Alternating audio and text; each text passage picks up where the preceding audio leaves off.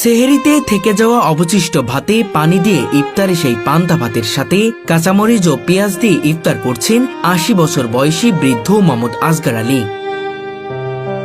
ইফতারে তার কাছে এই পান্তা ভাতই যেন বিরিয়ানি। আমার মতন দুঃখী আর কেউ নেই বাবা, আমি বড় দুঃখী, আমি বড় পাপী। আমি আল্লাহর কাছে মনে হয় না ফরমান গুনাহগার বান্দা। আমি আল্লাহর কাছে কি পাপ করছি। কাপা কাপা হাতে সারাদিনের হাড় ভাঙা পরিশ্রম আর ক্লান্তি শেষে এই সামান্য ইফতারটুকুই যেন তার কাছে অমৃতের মতো মনে হয়। পান্তা ভাত আমার গরিব মানুষের জন্য মনে হয় বড় লোকের ঘরে বিরিয়ানি, কাশি বিরিয়ানি, কি কি বিরিয়ানি করে তার চাইও আমার এই বিরিয়ানি, যে বিরিয়ানি খাসি মনে হয় যে আল্লাহর রহমত, কি সুন্দর স্বাদ। অন্যদিকে শহরের মানুষ বাহারি রকমের খাবার, খেজুর, শরবত, জিলাপি, বেগুনি আর নানা পদে আয়োজন নিয়ে ইফতার করেন। ঠিক তখনই মোহাম্মদ আসগার আলী সেরে নেয় এক প্লেট পান্তা ভাত, কাঁচামরিচ আর পেঁয়াজ দিয়ে।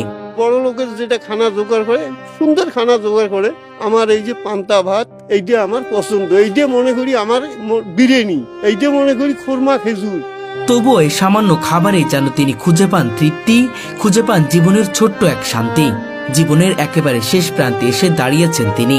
৮০ বছর বয়স, যে বয়সে একজন মানুষ বিশ্রাম নেওয়ার কথা, পরিবারের সান্নিধ্যে শান্তিতে দিন কাটানোর কথা, কিন্তু মোহাম্মদ আসগার আলীর জীবনে নেই সেই অবসর, নেই বিশ্রামের সুযোগ। বরং কঠোর পরিশ্রম আর হালকা উপার্জনের মধ্যে দিয়েই তিনি এখনো জীবিকা নির্বাহ করছেন। আমি গেছি মুড়ি কিনবে, গেছি মুড়ির টোপলা বাঁধি দিয়ে কয় হলেও ১২০ টাকা। তখন দোকানদার করবো আবার রাখেন, আমি আর এই ১২০ টাকা তামান দিনে কামাই করতে পারি না। আবার ১০০ টাকা তোমার এই ১২০ টাকা এই যে ইফতারি করবো, আবার ভাত করা কিন্তু আমাকে দেওয়া লাগবে, তা আমি দেবো কি দিয়ে? তোমার ইফতারও যদি ১২০ টাকা, ভাত করা কি দেওয়া লাগবে ১৪০ টাকা, তাহলে ২০০ টাকা যাবে আমার এই ইফতারির বাজত। ভিড়ে আমি ইফতারি নেই, কিন্তু পান্তা ভাত খাইনি বাবা। রাজধানীর ব্যস্ত রাস্তায় পায়ে প্যাডেল ঘুরিয়ে রিক্সা চালাচ্ছেন তিনি। রোজা রেখে সারাদিন রিক্সা চালানো তার জন্য সহজ নয়।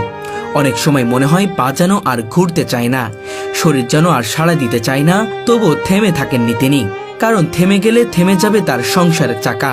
আমি এই ইফতারের পর নামাজ পড়ছি, নামাজের পর এখন মনটা চাপানো যে আমি এখনো গাড়ি যাব, কিন্তু আমার তো রোজগার হয়নি এখনো ঠিকরকম ভাবে।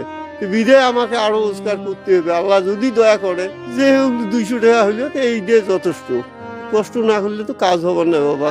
ভোরে সেহরি থেকেই জীবিকার সন্ধানে রিক্সা নিয়ে বেরিয়ে পড়েন তিনি। রোজামুখে সকাল থেকে সন্ধ্যা পর্যন্ত রিক্সা চালিয়ে বেড়ান শহরের এক প্রান্ত থেকে আরেক প্রান্তে। গরম রোদ, ধুলাবালু আর ক্লান্তিকে উপেক্ষা করেই ছুটে চলেন তিনি। অটো রিক্সাতে তো হরিয়ে গেছি, বাংলাদেশ অটো রিক্সাতে চলে গেছি। প্যাডেল রিক্সা চালান নাকি? আমি পাও গাড়ি চালাই, প্যাডেল রিক্সা। সর্বোচ্চ ৫০০ টাকা হয়? সর্বশেষ তো ৫০০ টাকা হয়, কিন্তু উয়েতে তো ভাত গাড়ি সবকিছুই দেওয়া লাগে দিয়ে, কিন্তু ওর থেকে কোনোদিন ৩০০ টাকা, ৪০০ টাকা এইরকম থেকে। সারাদিনের এই কঠোর পরিশ্রমের পরেও দিন শেষে তার আয় দাঁড়ায় মাত্র ৫০০ থেকে ৭০০ টাকা। অনেকদিন আবারও ৪০০ টাকার বেশি আয় হয় না। সেই সামান্য আয় থেকে দিতে হয় গ্যারেজ ভাড়া, রিক্সার ভাড়া এবং নিজের খাওয়া দাওয়ার খরচ। সবকিছু মিটিয়ে নিজের হাতে প্রায় কিছুই থাকে না। অনেক সময় ৩ বেলা